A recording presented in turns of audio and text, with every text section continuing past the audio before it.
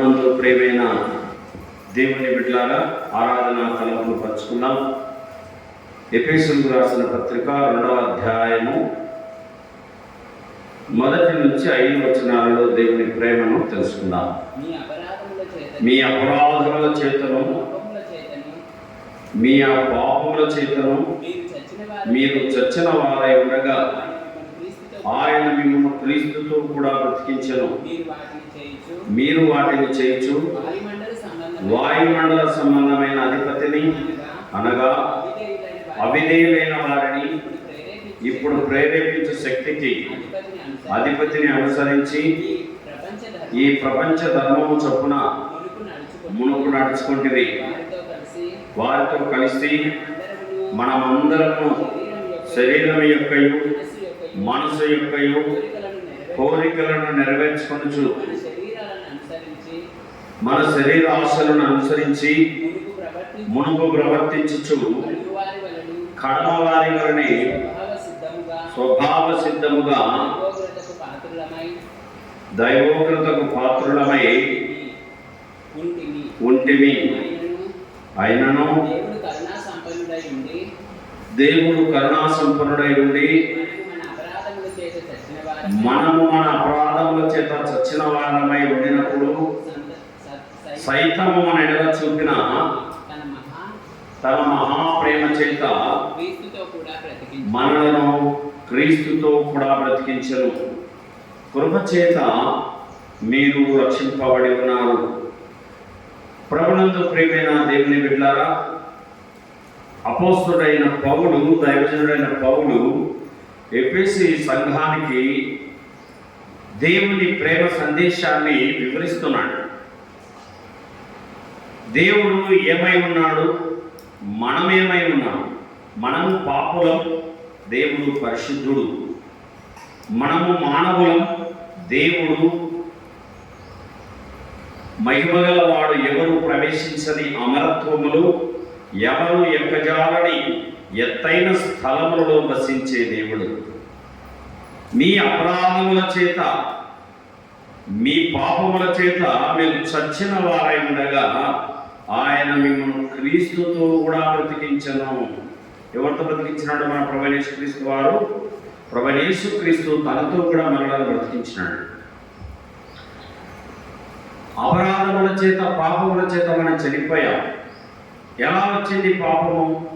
ఇట్లుండగా ఒక మనుషుని ద్వారా పాపమును, పాపం ద్వారా మరణమును లోకమును ఎలాగో సంప్రాప్తమాయనో మరణము అందరికీ సంప్రాప్తమాయను. ఒకని అవిధేయత వలన ఆది తల్లిదండ్రులు ఆదాము అవ్వల ద్వారా ఈరోజు మానవునికి పాపము సంక్రమించింది. మొట్టమొదటి మానవుడు ఆదాము. ఈ యొక్క ప్రపంచ జనాభా అంతా ఆయన సంతానమే. సో ఈరోజు మనం గమనించినట్లయితే దేవుడు తినవద్దన్న పండును తిని, దేవుడు చేయవద్దన్న పనిని చేసి, ఆజ్ఞను అతిక్రమించి మానవునికి మరణానికి లోను చేశాడు ఆదాము గారు. ఇప్పుడు గమనిస్తే మీ అపరాధముల చేతను పాపముల చేతను మీరు చచ్చిన వారై ఉండగా ఆయన మిమ్మల్ని క్రీస్తుతో కూడా బతికించెను. దేవుడు మానవుడుగా రావాల్సినంత పరిస్థితి ఏర్పడిందండి ఆదాము చేసిన పని వలన.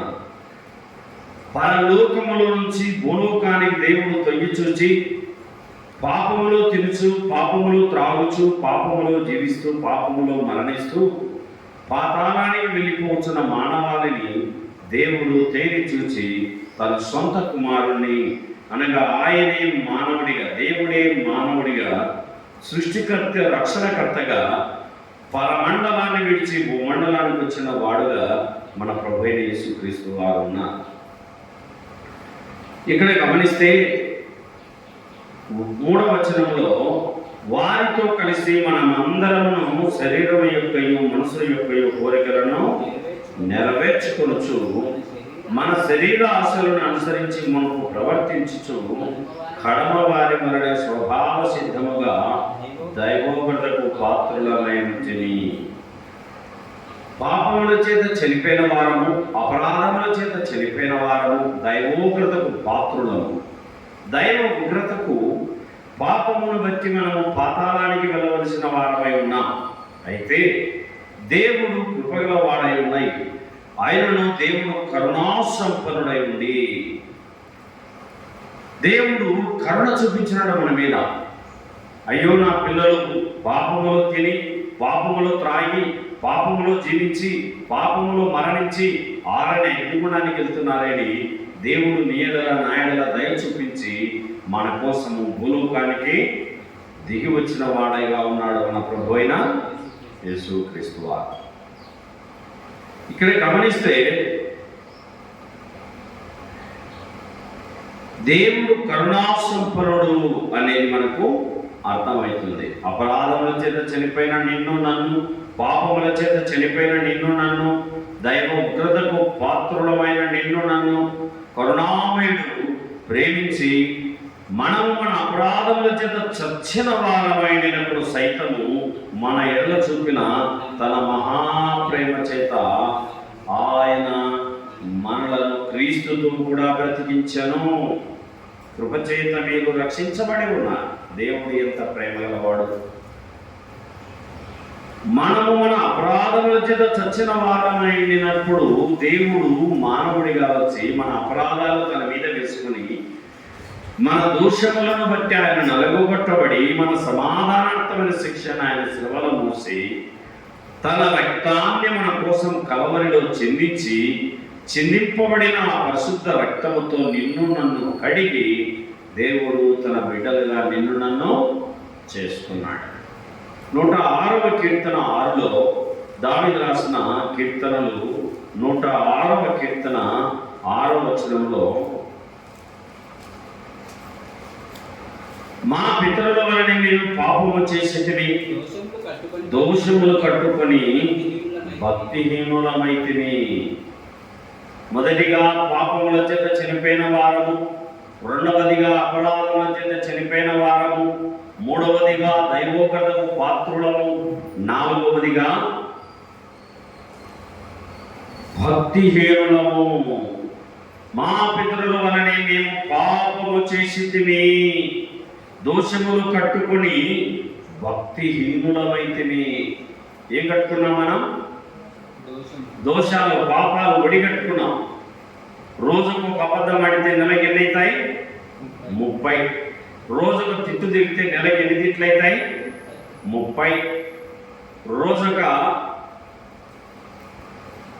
కాని మాట పలికితే నెలకి ఎన్ని అవుతాయి? 30. సంవత్సరానికి 365 అవుతాయి. దేవుడు నోరిచ్చినాడు కదా అని దాన్ని పారేయకూడదు. దాంతో మాట్లాడిన ప్రతి మాట దేవుడు రికార్డ్ చేస్తుంటాడు. యూదా వారి పాపములు ఇనుప గండముతో వజ్రపు మనతో లిఖింపబడి ఉన్నవని ఇర్మియా గ్రంథంలో దేవుడు రికార్డ్ చేసినాడు. మన పాపములు దేంతో రాస్తున్నాడు కదా దేవుడు? ఇనుప గండముతో, వజ్రపు మనతో. దేంతో రాస్తున్నాడగా? ఇనుప గంటం, వజ్రపు మన.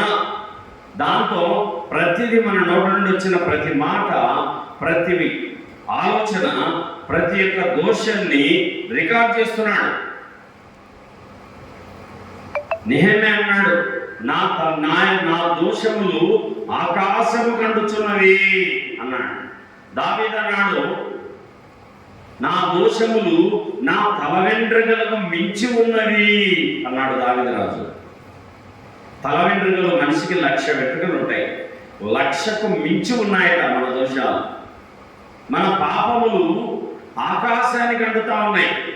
నువ్వు మాట్లాడిన ప్రతి బూతు, నువ్వు మాట్లాడిన ప్రతి తిట్టు, నువ్వు ఆలోచించిన చెడు ఆలోచన, ఇవన్నీ కూడా దేవునికి అర్థమైపోతా ఉన్నాయి.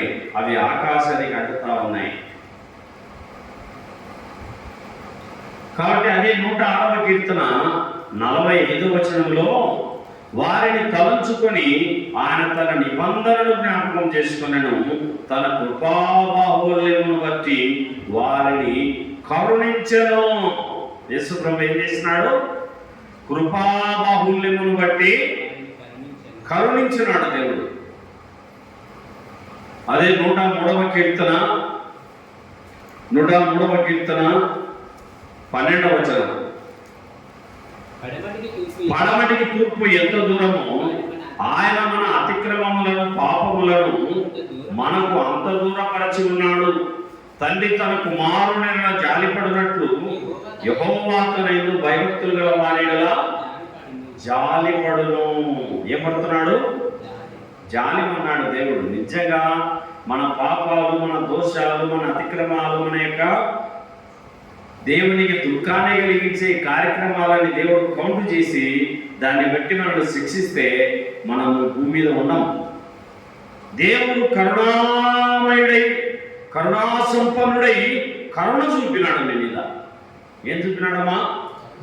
కరుణ.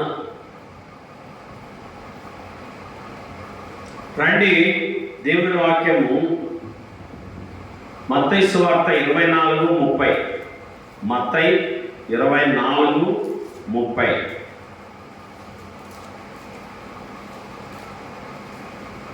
అప్పుడు మనుష్య కుమారుని సూచన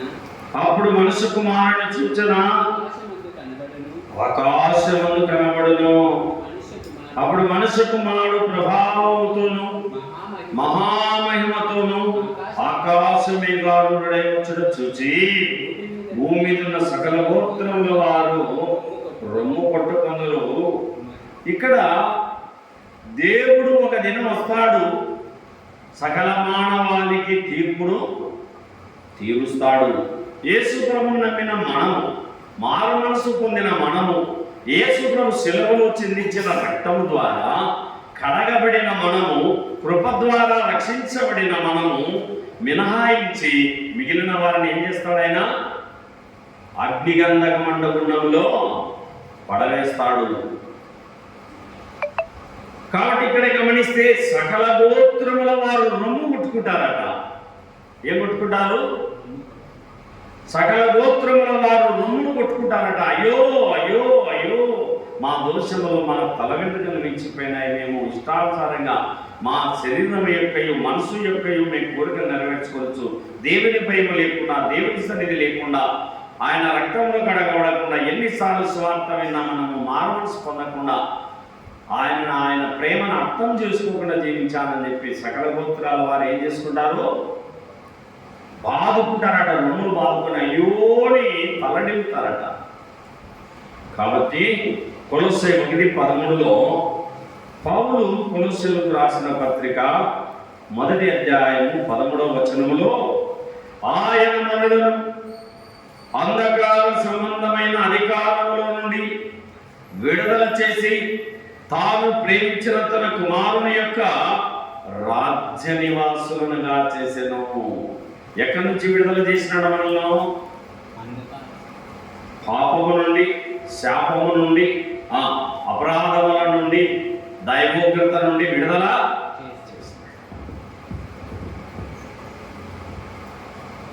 అమెరికా ప్రెసిడెంట్ ప్రతి సంవత్సరం ఖైదీకి విడుదల ఇస్తాడు. ప్రతి సంవత్సరం జైల్లో ఉన్న ఖైదీకి ఏమిస్తాడనా? విడుదల. ప్రభునందు ప్రియ సోదరి సోదరుడా, ప్రతి ఇయర్ ఒక్క ఖైదీకి విడుదల ఉంది. అందరూ కూడా నీటిగా తలస్నానం చేసి నీటి గడ్డం చేసుకొని మంచి బట్టలు ధరించుకున్నారు. నన్ను విడిపిస్తాడని మొత్తం ఖైదీలందరూ రెడీ అయిపోయినారు. ఖైదీలందరూ నేను వెళ్ళిపోతా ఇంటికని ఖైదీలు జైల్లో వేసాడిపోతూ ఉంటారు అన్నమాట. భార్య గుర్తొస్తూ ఉంటుంది, పిల్లలు గుర్తొస్తూ ఉంటారు, ఇంటికి పోవాలని ఆశ పుడతా ఉంటుంది వాళ్ళకి.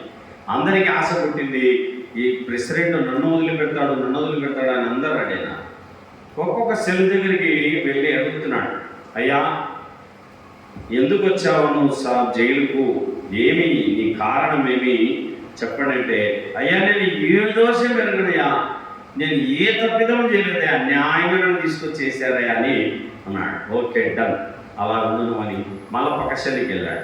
ఆ పక్క సెల్లో కూడా ఏమన్నాడు, అన్యాయంగా తీర్పు తీర్చారయ్యా, అసలు వాస్తవంగా నేను తప్పే చేయలేదన్నాడు. అంటే వీడు కూడా నీతిమంతుడే. సరే పక్కకు వెళ్ళాడు. ఇంకొంచెం ముందుకెళ్తే, నేను కాదయ్యా, ఇది వేరే వాళ్ళు చేస్తే నా నెత్తి వేసినారా అని మూడవాడు అన్నాడు. అందరూ కూడా అలాగే అంటున్నారు, నేను ఏ తప్పిదం చేయలేదు, నేను ఏ నేరం చేయలేదు, నేను కావాలని నా మీద ఇరికించినారని ఇట్లా రకరకాలుగా మాట్లాడుతుంటే ఒక జైల్లో అదే ఒక సెల్లులో ఒక వ్యక్తి సైలెంట్గా తల ఉంచుకొని కూర్చొని ఉన్నాడు. కూర్చొని బాబు నీ పేరేం పేరు, ఏమ్మా, ఎందుకు వచ్చినావు, ఏంటి నీ కారణం అంటే, నేను ఘోరమైన పాపిని, నేను దుర్మార్గుడిని, నేను హంతకుడిని, నాలో ఏ మంచితనము లేదు, కాబట్టి నేను చేసిన తప్పును బట్టి నాకు శిక్ష పడింది అని ఓపెన్గా చెప్పేసినాడు. తను చేసిన తప్పిదాన్ని చెప్పినాడు, ఎందుకు వచ్చాడో కూడా చెప్పాడు. అయితే ఇంతమంది మనుషుల మధ్య నువ్వు చెడ్డోడు ఉండకూడదు, పోయిటికి పోరాడు. ఏమన్నాడు? ఇంత అందరూ మనుషులు లేదు జైల్లో, ప్రతి సెల్లులో కూడా ఎవరున్నారు ఇక్కడ? నేను ఏ తప్పిదం చేయలేదు, నాకు ఏ అన్యాయం తెలియదు, నన్ను అన్యాయం తీసుకొచ్చు. ఇంతమంది మంచి వాళ్ళ మధ్య నువ్వు చెడ్డోడు ఉండకూడదు, పోయి ఇంటికి వెళ్ళిపోన్నాడు. తన తప్పిదాన్ని తను యథార్థముగా ఎలా ఒప్పుకున్నాడు? యథార్థముగా ఒప్పుకున్నాడు. కాబట్టి ప్రెసిడెంట్ ఆ వ్యక్తికి ఏమిచ్చినాడు? విడుదల. 2026 సంవత్సరాల కిందట సుప్రీం భూమి ఆకాశాలకు దేవుడు, సకల లోకము దాని పరిపూర్ణతకు ఆధారభూతుడు, ఈ సృష్టిని యావత్తును సృష్టించిన దేవుడు, పరలోకములో నుంచి భూలోకానికి వచ్చిన మహనీయుడు, దైవత్వాన్ని విడిచి మానవత్వాన్ని ధరించిన రక్షకుడు, మన ప్రభు అయిన యేసు క్రీస్తు ద్వారా మనకు విడుదల. ఆ ప్రెసిడెంట్ ఒక్కరికే పంపినాడు ఇంటికి. ఏమ్మా, ఎక్కడికి ఎంతమందిని పంపే పవర్స్ ఉన్నాయి ప్రెసిడెంట్కు? ఒక్క ఖైదీకి మాత్రమే విడుదల ఇవ్వడానికి రైట్స్ ఉన్నాయి. కానీ మన పరలోకముదానికి ఏ రైట్స్ ఉన్నాయి? పరలోకమందును భూమి మీద నాకు సర్వాధికారం ఇవ్వబడి ఉందన్నాడు. ఈయన యేసు ప్రభు ఎవరు? సర్వాధికారి, లోకాన్ని రక్షించడానికి వచ్చిన వాడు. అందరినీ కూడా అంధకార సంబంధమైన అధికారంలోంచి విడుదల, మనందరినీ విడిపించినాడు. పాపములో పడి చెడినేనుండగా పాతాళమే నా గతి అనుకొనగా పట్టుకుంటివి పాపి హృదయము, స్తుతి పాడెదను యేసువా, స్తుతి పాత్రుడవు నీవేగా, స్తుతి పాత్రుడవు నీవేగా, పరిశుద్ధుడా పరిపూర్ణుడా పాపుల రక్షకుడా, నా కొరకు మరణించి మృతి గెలిచినావా, నా కొరకు మరణించి మృతి గెలిచినావా, ఎందుకు నాపై ఇంతటి ప్రేమ వివరించుటకు ఎంతటి వాడను, ఎందుకు నాపై ఇంతటి ప్రేమ వివరించుటకు ఎంతటి వాడను, ఏమి ఇచ్చి నీ రుణము తీర్తును, ఏమి ఇచ్చి నీ రుణము తీర్తును, స్తుతి పాడెదను యేసువా, స్తుతి పాత్రుడవు నీవేగా, స్తుతి పాత్రుడవు నీవేగా, పరిశుద్ధుడా పరిపూర్ణుడా పాపుల రక్షకుడా, నా కొరకు మరణించి మృతి గెలిచినావా, నా కొరకు మరణించి మృతి గెలిచినావా. భక్తుడు ఎంతగా రాశాడు. సకల మానవాళి కోసం ప్రాణమిచ్చి రక్తాన్ని చిందించి ఆ రక్తంతో కడిగి మనలను అంధకార సంబంధమైన అధికారుల నుండి విడుదల చేసి ఈరోజు విడుదల పొందాం. మనం ఎక్కడి నుండి? పాపము నుండి, శాపము నుండి, దోషముల నుండి, అతిక్రమముల నుండి మనం కడగబడిన అనుభవంలోకి వచ్చినాము. యేసు ప్రభు రక్తంలో మనం ఏం చేయబడ్డాము? కడగబడిన అనుభవంలో మనం వచ్చాము. కనుక కల్వరిలో ఆయన చిందించిన ఆ రక్తం ద్వారా మనము కడగబడిన అనుభవంలో మనం ఉన్నాము. కనుక దేవుని ప్రేమను మనము అర్థము చేసుకుంటున్నాం. గలతీ 4:4 పౌలు గలతీలకు రాసిన పత్రిక 4వ అధ్యాయము 4వ వాక్యము. అయితే కాలము పరిపూర్ణమైనప్పుడు దేవుడు తన కుమారుని పంపారు. ఆయన స్త్రీ యందు పుట్టి మనము దత్తపుత్రులము కావాలనని ధర్మశాస్త్రమునకు లోబడి ఉన్న వారిని విమోచించుటకై ధర్మశాస్త్రమునకు లోబడిన వాడు ఆయను. ఆయన స్త్రీ యందు పుట్టి, మనమందరము తల్లిదండ్రులకు జన్మించాం, కానీ దేవుడు మాత్రమే కన్యమరీ గర్భంలో జన్మించి, అంటే పుట్టుకలో పవిత్రత, జీవితంలో పవిత్రత, ఆయన ఆహారంలో పవిత్రత, నడకలో పవిత్రత, పరిశుద్ధుడు, పవిత్రుడు, నిర్దోషి, నిష్కల్మషుడు, పాపులలో చేరక ప్రత్యేకత కలిగిన మహనీయుడు మన ప్రభు అయిన యేసుక్రీస్తు వారు. ఆయన దేవుడు స్త్రీ యందు పుట్టి మనము దత్తపుత్రులము కావాలనని ధర్మశాస్త్రమునకు లోబడి ఉన్న వారిని విమోచించుటకై ధర్మశాస్త్రమునకు లోబడిన వాడు ఆయను. ధర్మశాస్త్రం ఏం చెప్తుంది? వాస్తవంగా ధర్మశాస్త్రం ఏం చెప్తుంది? కంటికి కన్ను, పంటికి పన్ను, దెబ్బకు దెబ్బ, వాతకు వాత. పాపం చేసినప్పుడు మరణం పొందాలి, ధర్మశాస్త్రం చెప్తుంది. ప్రతి విధమైనటువంటి పాపం, నోటితో ఎన్ని రకాల పాపాలు ఆపున ఉంటాం. నోటితో మేకలు తిని ఆహారం నమలడం తప్ప కదా. మేకల భోజనం తింటారు కొందరు, వాళ్ళ భోజనం వాళ్ళే తింటారు, మేకల భోజనం కూడా వాళ్ళే తింటారు. ఆకులు మేకలు నమ్ముతాయి, ఆకులు ఏం నమ్ముతాయి? మేకలు నమ్ముతాయి. కాబట్టి ఇక్కడ గమనిస్తే ఆయన మన దోషములను ధర్మశాస్త్రమునకు లోబడి ఉన్న మనలను పాపపు బట్టి శిక్షకు లోనై ఉన్న మనలను విమోచించుటకు ధర్మశాస్త్రమునకు లోబడిన వాడు ఆయన. ధర్మశాస్త్రం ఏం చెప్తుంది? పాపం చేసిన వాడు మరణం పొందాలా. కాబట్టి మనందరి పాపాల కోసం దేవుడు పరిశుద్ధుడు శిలువలో మరణం పొందినాడు. తన రక్తాన్ని చివరి బొట్టు వరకు ధారపోసినాడు. నిలువెల్ల రక్తపు ముద్దగా మార్చబడినాడు. మన దోషములను తనపై వేసుకున్నాడు. మన చేతులతో చేసిన పాపములను బట్టి ఆయన చేతులలో మేకులు కొట్టబడ్డాయి. మన కాళ్ళతో మనం చేసిన పాపములను బట్టి ఆయన కాళ్ళలో మేకులు దిగబడ్డాయి. మన తలతో చేసిన చెడు తలంపులను బట్టి ఆయన తలలో మొద కిరీటము కొట్టబడింది. మన హృదయం పాపానికి నిలయం. హృదయంలో చేసిన పాపాన్ని బట్టి హృదయంలో బల్లెపు పోటు పొడిపించుకున్నాడు. మన వీపు ఎన్నో కాని స్థలాలలో మనం పడుకొని ఉంటాం. యేసు ప్రభు వీపు నాగలితో దున్నబడినట్టుగా భూమి యేసు ప్రభు వీపు కొరడాల చేత దున్నబడింది. కాబట్టి ఇక్కడ గమనిస్తే ఆయన ధర్మశాస్త్రమునకు లోబడిన వారిని విమోచించుటకు ధర్మశాస్త్రమునకు లోబడిన వాడు ఆయన. కాబట్టి ఇక్కడ గమనిస్తే ఆయన ప్రేమ కలిగిన మహనీయుడిగా మన ప్రభువైన యేసుక్రీస్తును మనము చూడవచ్చు. వచ్చిన యోహాను సువార్త 10వ అధ్యాయము 17వ వచనం. యోహాను సువార్త 10:17.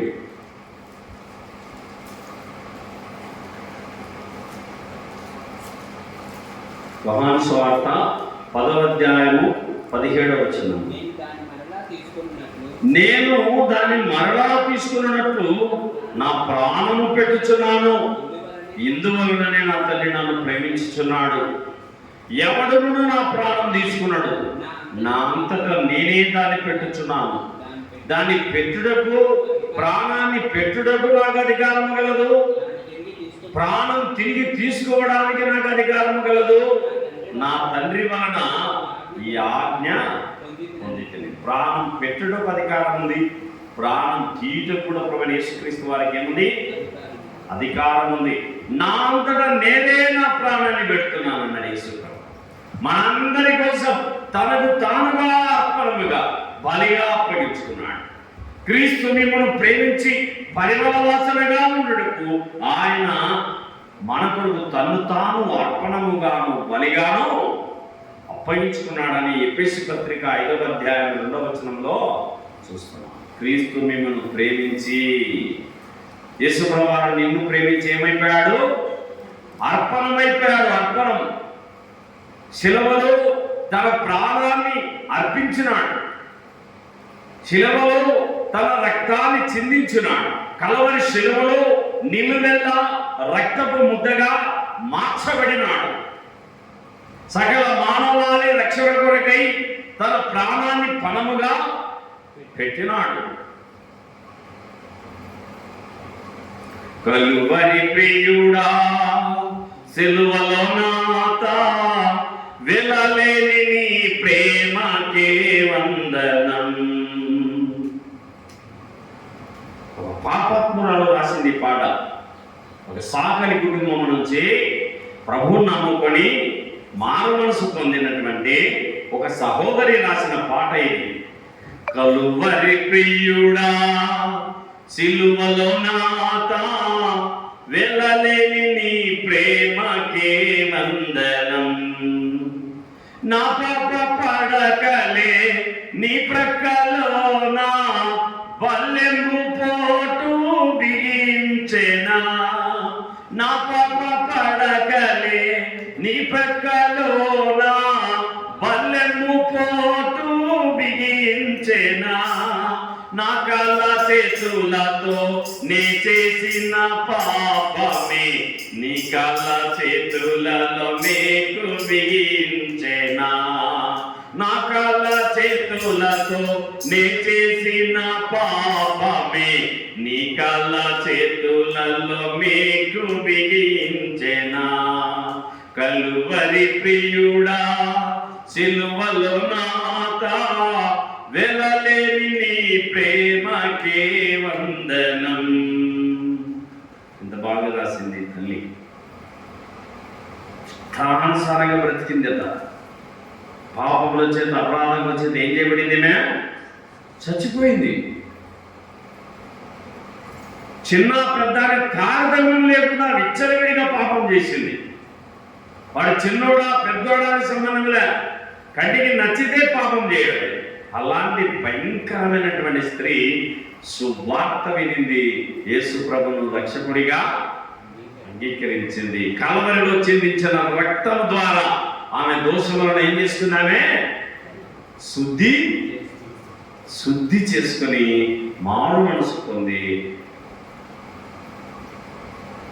యేసు ప్రభువుకు సాక్షిగా ఆయన మనను వెలిగించినాడు. అంతకుముందు ఆమెతో స్నేహం చేసిన వాళ్ళు ఆమెను చేపిస్తే, అన్న ఈ శరీరము నాది కాదు. ఏమంటారు ఆమె ఇప్పుడు?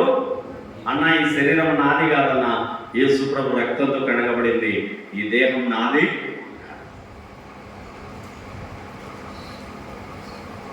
దేవుని ఉగ్రతకు లోనైనటువంటి సహోదరి, కావలసిన సహోదరి దేవుని ప్రేమకు పాత్రురాలైంది. దేనికి పాత్రురాలైందమ్మా? దేవుని ప్రేమకు. ఏంటి ఆ ప్రేమ? కలువరి ప్రేమ. యేసు ప్రభు ప్రేమకు కొలతలు లేవు. ఆకాశము కంటే ఉన్నతమైన ప్రేమ, సముద్రము కంటే లోతైన ప్రేమ, ఆ తల్లి ప్రేమ కంటే గాఢమైన ప్రేమ, మరణము కంటే బలమైన ప్రేమ, శాశ్వతమైన ప్రేమ. ఆ ప్రేమకు హద్దులు కొలతలు ఎవరికి అసలు కొలత వేయలేదు. అలాంటి ప్రేమను దేవుడు నీడల రాయడలా చూపినాడు. యెషయా-గ్రంథము 53:10. యెషయా-గ్రంథము 53వ అధ్యాయము 10వ వచనం. యెషయా 53:10. అతని నలగగొట్టుటకు యెహోవాకు ఇష్టమాయను, ఆయన అతనికి వ్యాధి కలుగజేసెను. అతడు తన్ను తానే అపరాధ పరిహారార్థ బలి చేయగా అతని అతని సంతానము చూచును, అతడు దీర్ఘాయుష్మంతుడగును. యెహోవా ఉద్దేశం అతని వలన సఫలమగును. అతడు తన కలిగిన వేదనను చూచి తృప్తి పొందును. నీతిమంతుడైన నా సేవకుడు జనుల దోషములను భరించి తనకున్న అనుభవ జ్ఞానము చేత అనేకులను నిర్దోషులనుగా చేయును. కావున గొప్పవారితో నేను అతనికి పాలు పంచిపెట్టదను. కనులతో కలిసి అతడు కొలుసొమ్ము విభాగించుకొనును. ఏలయనగా మరణమునందునట్టు అతడు తన ప్రాణమును దారపోసెను. అతిక్రమము చేయవాడు ఎంచబడిన వాడు ఆయన అనేకుల పాపమును భరించుచు తిరుగుబాటు చేసిన వారిని గురించి విజ్ఞాపనము చేసెను. వచనాలలో శిలువలో యేసుప్రభును ఆ భారమైన శిలువను ఎత్తి కొడతా ఉన్నారు. కొడడంతో అందరు ఏడుస్తున్నారు. యేసుప్రభు శిష్యులు ఆ స్త్రీలు చాలా మంది, నా కోసం ఏడవకండి, మీకోసం ఏడవండి, మీ పిల్లల కోసం ఏడవండి అన్నాడు. ఎందుకు? నేను చనిపోయి తిరిగి లేస్తాను, నా కోసం ఏడవకండి. నేను వచ్చింది మీకోసం ప్రాణం పెట్టడానికి, మీ పాపముల కోసం నలిగిపోవడానికి, మీ అతిక్రమముల కోసం సిలువ వేయడానికి, మీకోసం నా రక్తాన్ని చిందించడానికి నేను వచ్చాను. నా కోసం ఏడవకండి, మీకోసం ఏడవండి, మీ పిల్లల కోసం. ఎందుకంటే యేసుప్రభువును నమ్మిన నువ్వు మాత్రం పరలోకానికి వెళ్తావు, నమ్మని వారు నరకానికి, అగ్నిగుండానికి ఆహుతవుతారు. కనుక ఈ వచనాలను మనం గమనిస్తే అతని ఇక్కడ మనము ఒక మాట మనం గమనించవచ్చు. 12 ఏళ్ళగా మరణమునందునట్టు అతడు తన ప్రాణమును దారపోసెను.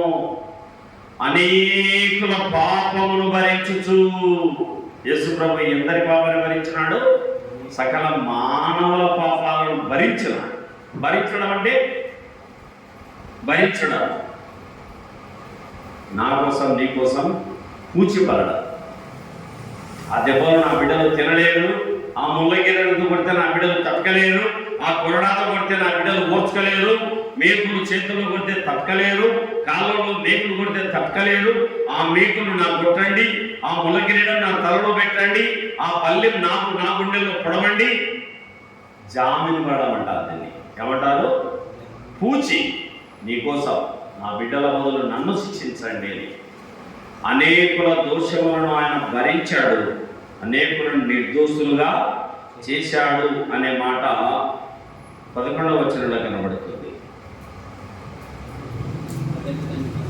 12వ వచనంలో అనేకుల పాపములను భరించుచు, ప్రతి ఒక్కరి పాపాన్ని యేసుప్రభు ఏం చేశాడు? భరించినాడు. అతడు ప్రతి ఒక్కరి కోసం యావత్ బాధను సహించినాడు. యావత్ బాధ, ప్రతి ఒక్కరి బాధను యేసుప్రభు భరించినాడు, సహించినాడు. కనుక మనం దేవుని ప్రేమను అర్థం చేసుకోవాలి. ఏం చేసుకోవాలా? అర్థం చేసుకోవాలి.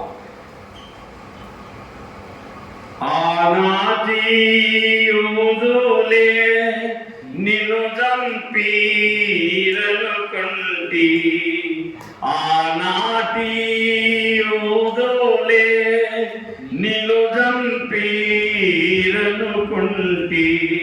కాదు కాదయ్యో నా పాపారుణమునకే,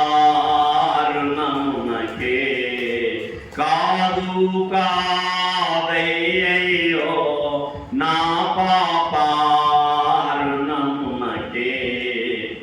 సిలువలో బలి అయిన దేవుని గొర్రె పిల్ల, విలువైన నీ ప్రేమన్ వివరింతో శ్రీ యేసు, నా పాప దోషముచే నే చాచి ఉండగని, నా పాప దోషముచే నే చాచి ఉండగని, మరణమై నా కొరకు మరి తిరిగి లేచితివి, మరణమై నా కొరకు మరి తిరిగి లేచితివి, సిలువాలో బలి అయినా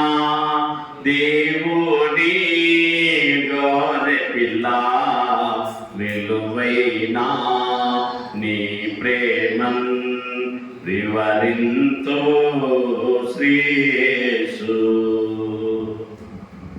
ఈ సత్యాన్ని మనం తెలుసుకోవాలి. కల్వరిలో ప్రాణం ఇచ్చిన దేవుడు, నీకు బదులుగా నాకు బదులుగా మరణించిన దేవుడు, నీకు బదులుగా నాకు బదులుగా రక్తాన్ని చిందించిన దేవుడు, మన పాపములను భరించిన దేవుడు, మన దోషములను తనపై వేసుకున్న దేవుడు, మన అతిక్రమ క్రియలను బట్టి గాయపరచబడిన దేవుడు, మన దోషములను బట్టి నలగొట్టబడిన దేవుడు, నిలువెల్ల రక్తపు ముద్దగా మార్చబడిన దేవుడు మన ప్రభువైన యేసుక్రీస్తు వారు. కనుక మన దేవుని మనము స్తుతులు చెల్లించాలి. ప్రభా, ఆ దెబ్బలు నావి, ఆ శిక్ష నావి, ఆ మల్ల కిరీటము నావి, నా దోషములను భరించావు, నా పాపములను సహించావు, నాకు బదులుగా మరణించావు, నాకు బదులుగా నీ రక్తాన్ని చిందించావు. దేవుని ప్రేమను మనం ఏం చేసుకోవాలి? నెమరేసుకోవాలి. అందుకే 6 దినములను కష్టపడి పనిచేయి, 7వ దినమున నా సన్నిధిలో కనబడు, నన్ను ఆరాధించు అని ప్రభు యేసుక్రీస్తు వారు ఈ దినం మనకి ఇచ్చినాడు కనుక మనం ఆయన సన్నిధిలో కనబడి మన ప్రభు అయిన యేసుక్రీస్తును స్తుతిస్తూ ఆరాధించుటకు మనము కూడి ఉన్నాం. ప్రభునందు ప్రియ సహోదరి సహోదరుడా, ఆయన మరణమునందునట్టు తన ప్రాణమును దారపోషనంటున్నాడు యెషయా భక్తుడు. ప్రాణాన్ని దారపోషణ అంటే రక్తాన్ని చిందించినాడు అని అర్థం. ప్రాణం అంటే రక్తం. తన రక్తాన్ని చివరి బొట్టు వరకు చిందించినాడు నీ కోసం, నా కోసం. కనుక మన దేవుడు మన కోసం ఇంత త్యాగం చేసినందుకు మన దేవునికి కృతజ్ఞతలు చెల్లించాలి. దేవుడు మన ఎడల చూపిన తన మహాప్రేమను మనము నెమరు వేసుకోవాలి.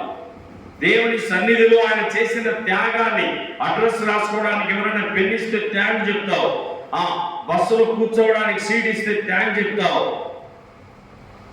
బాగా దప్పిగా ఉంది నీళ్ళు ఇచ్చినారు, నీకు దాహం తీర్చినారు, థ్యాంక్ యూ చెప్తావు. అవసరమైనప్పుడు నీకు ఆకలిగా ఉంది అన్నం పెట్టినారు, థ్యాంక్ యూ అని చెప్తావు. చిన్నదానికే థ్యాంక్స్ అని చెప్తావు.